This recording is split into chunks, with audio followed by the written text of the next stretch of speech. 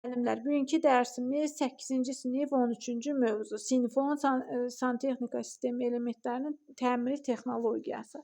Bax, deyir ki, mənzilə su kəməri, xətlərin köməyi ilə su kəməri, içməli su daxil olur, kanalizasiya vasitəsilə nə olur? Çirkab sular axıdılır. Sonra vanna otağında, mətbəxdə və ayaq yolunda çanağın altındakı boru çirkab sularını nə edir? Kanalizasiyaya axıdır. Deməli, baxın, bu çanağın altı deyəndə bu hissə nəzərdə tutulur da. Buradakı boru vasitəsilə nə olur? Çirkab suları kanalizasiyaya axır. Düzdürmü? Bu boru da elə qatlanıb ki, tökülən su nə edir? Əvvəlcə, bax, su tökülür, aşağı enir. Daha sonra birazca yuxarı qalxır. Ondan sonra nə olur? Kanalizasiya vasitəsilə axıb gedir. Məhz belə əyilmiş borusu olan qurğu da nə adlanır? Sinfon adlanır. Sinfon. Yəni bu aşağıya qurlaşdırdığımız bizim nə oldu? Sinfon oldu.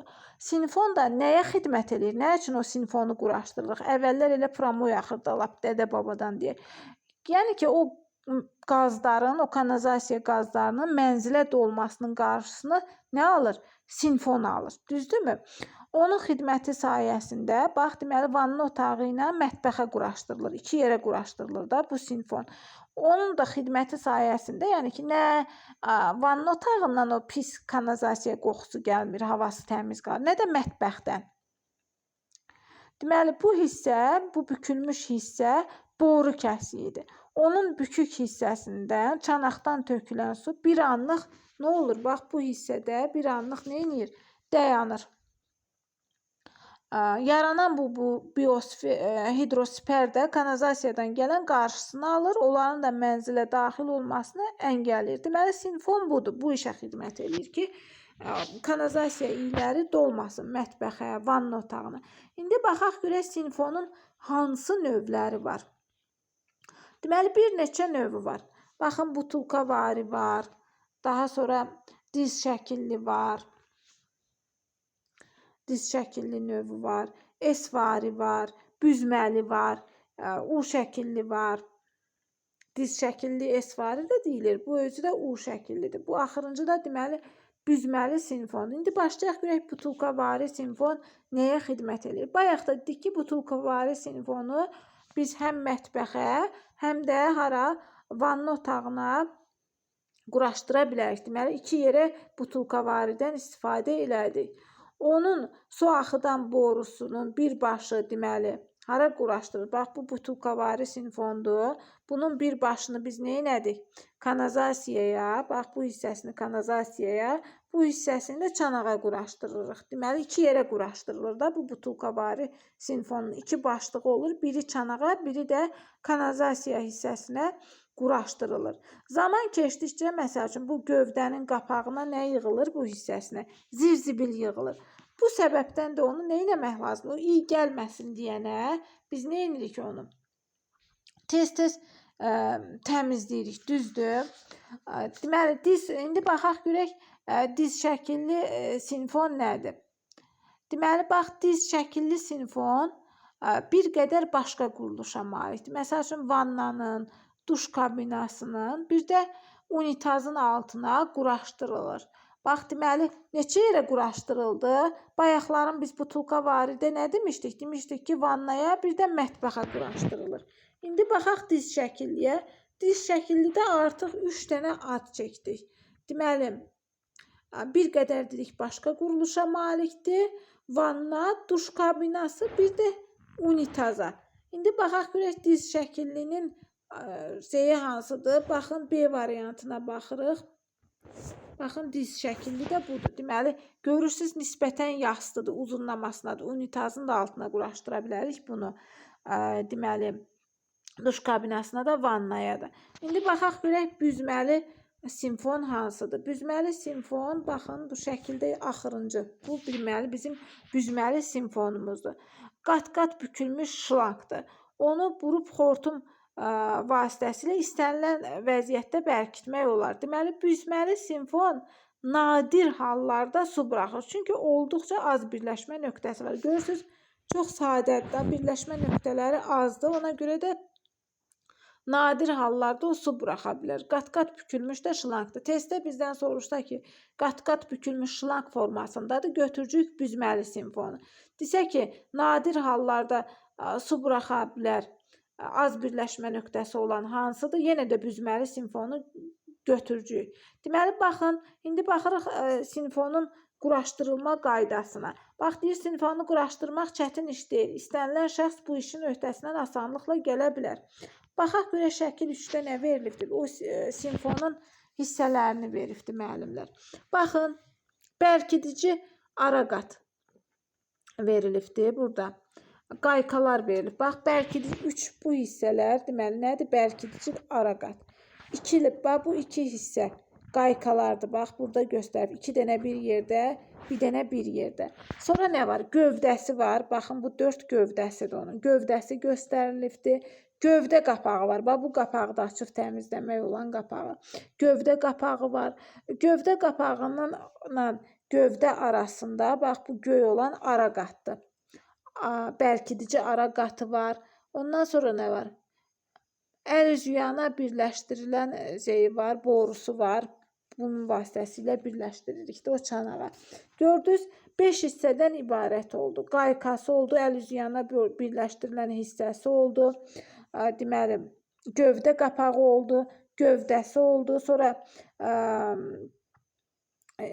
bir bərkidici araqat oldu. Gövdə ilə gövdə qapağını bərkidən bərkidici araqatı oldu. İndi baxırıq. Bax, şəkil 3-ə baxdıq. Yəni, butulkavari simfonun quruluşu bu şəkil 3-də göstərildi. Biz də bunu analiz elədik. İndi simfonun quraşdırılması üçün lazım olan bizim alətlərimiz var. Bunlara baxaq. Məsəl üçün, testdə düşür ki, simfonun quraşdırılmasında istifadə olunan alət. Bax, yastı dodaq kəlbətin, düzdür? Yastı dodaq kəlbətin hamımızın istifadə edən plaksabuks ilə deyirik də buna, düzdürmü? Burada yumrağız kəlbətin deyə bilər. Yadınızda qalsın ki, yastı dodaq kəlbətin. Montaj bıçağı, vint açan, atyorka adicənə. Boru üçün link açarı, su açan açar deyirik də biz buna əsasən. Bir də kipləşdirici silikon. Deməli, bunların 5-i də simfonun quraşdırılmasında istifadə olundu. Yadımızda qalsın ki, butulkavari simfon özü də 5 hissədən ibarətdir. Ümumiyyətlə, yəni simfonların quraşdırılmasında da bizə lazım olan alət 5 dənə oldu. Deməli, yastı dodaq kəlbətin, montaj bıçağı, kipləşdirici silikon, vint açan, bir də boru üçün link açarı. Keçək indi növbəti səhifəyə.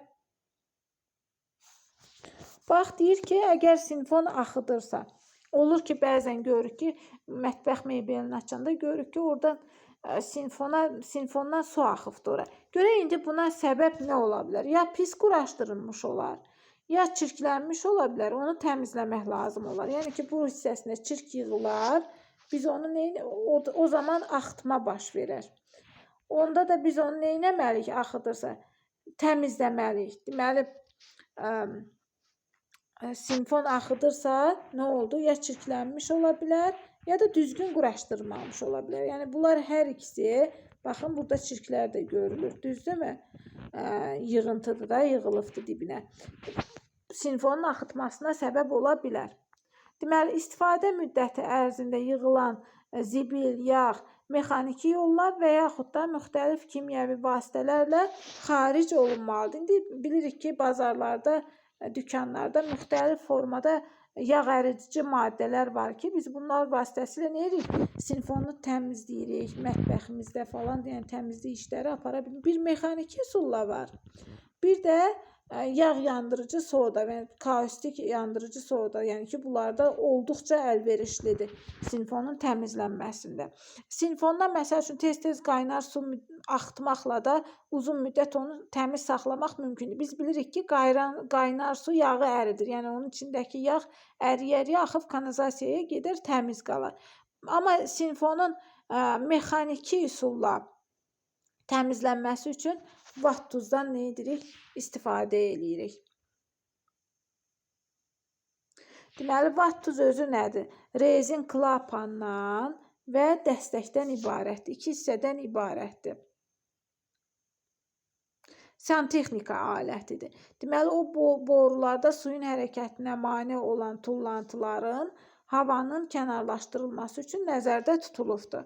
Deməli, tullantıların bir də o hava qalır, onun kənarlaşdırılması üçün vattuzdan biz istifadə edirik. Onu mətbəx çanağının içindəki su axıdıcı darəyə bir neçə dəfə sıxıb çəkməklə yığılmış zibili kanalizasiyaya ötürmək olur. Yəni, hava vurur, onu ötürür. İndi baxaq görək burada başqa nə verilibdir. Mexaniki təmizləmə başqa yolla da aparıla bilər. Bir vattuz vasitəsilə mexaniki. Bir də sinfonu söküb bıçaq və vintaçanın köməyi ilə də nə etmək olar? Yenidən təmizləmək və yenidən yağlamaq lazım. Bax, deməli, sinfonun təmizlənməsi deyəndə 3 cürə onu təmizləyir. 2 cürə təmizlənmə üsulu var. Deməli, kimyəvi üsullar, bir də var mexaniki üsullar. Kimyəvi üsulla dedik ki, yandırıcı maddə kimi kaustik soda məsəl üçün ondan istifadə edərək qaynar su axıtmaqla, yəni uzun müddət təmiz saxlaya bilərik. Mexanikinin də 2 forması var.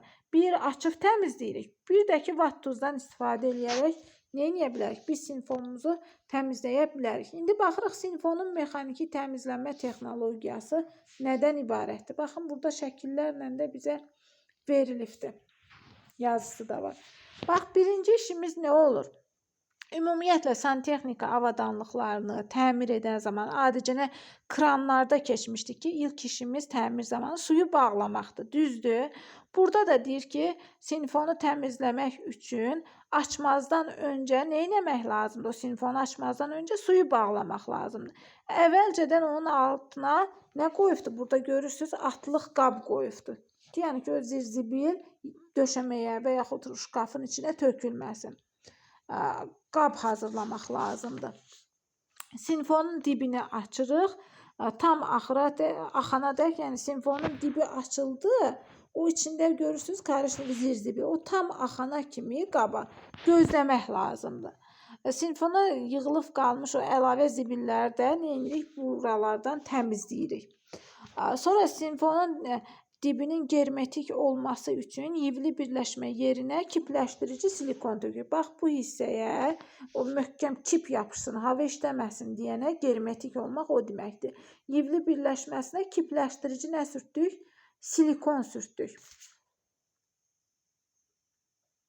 Silikonu bütün birləşmə xətti boyu gəzdirin. Yəni, bu yumru dairə boyu hər yanına sürtürük ki, heç bir yerdən ora hava işləməsin, germetik olsun.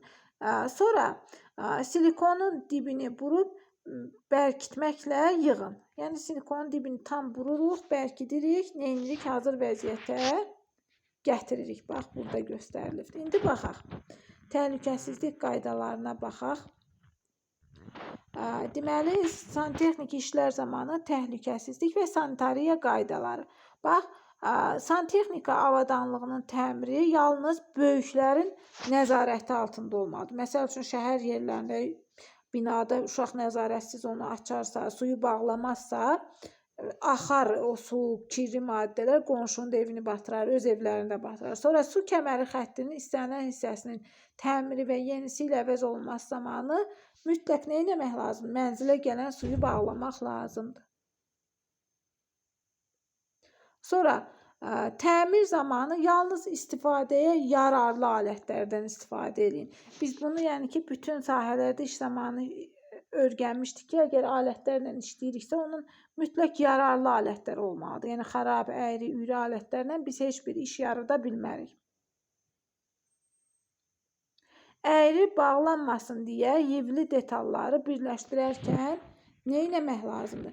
Diqqətli olmaq lazımdır. Bayaqları mən nə demişdim? Demişdim ki, əgər sinfondan su axırsa, o ya əyri bağlanıbdır, düzgün bağlanmayıbdır, ya da ki, onun daxilində zibil var, zibili təmizləmək lazımdır. Burada da deyir ki, yəni ki, o əyri bağlanıb, axıtmasın deyənə o düzgün vurmaq lazımdır, yerinə otuzdurmaq lazımdır. Sonra santexniki avadanlığın təmirindən sonraki vəziyyətini yoxlayıb, əmin olandan sonra suyu açmaq lazımdır. İş bitdikdən sonra da mütləq şəkildə əllərimizi yumalıyıq.